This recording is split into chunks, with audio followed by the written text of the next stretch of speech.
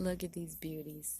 Are they not just gorgeous? And when they get soft in a day or two, they are so ripe and sweet.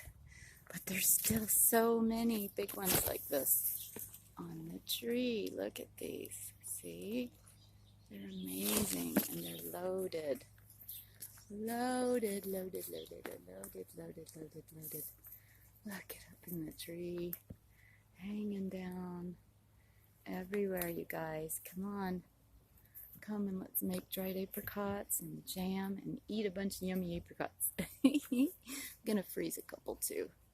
Every year we want to freeze our different fruit.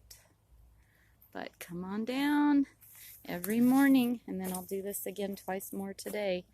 I just pick them off the ground, all ripe and ready to go almost, but they're not so ripe that the bug's getting to them right away. Sometimes they're knocked off by the birds, but they haven't really done any damage to them. So you guys come, and let's make some wonderful food out of these beautiful apricots. Next will be, we've done Nanking cherry, gooseberries are about ripe, Josta berries are about ripe. We've done Nanking cherries, we've done, we still have some gojis. Black currants are ripening as we speak. Gooseberries are ripening as we speak. We've got hawthorn berries. Our beautiful elderberries. We've got blue and black.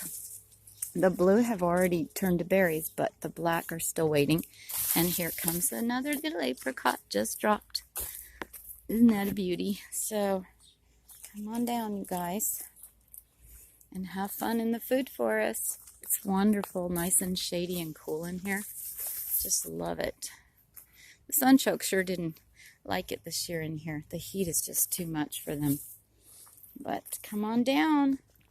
We'll be doing peaches of two kinds, one after the other. We'll be doing our amazing plums. Are so loaded. Wow, are we going to make plum juice, prunes, and plum jam? Made those a couple years ago. Man, was that good. Just come on down. Utah Valley Permaculture Classroom Gardens and Greenhouse.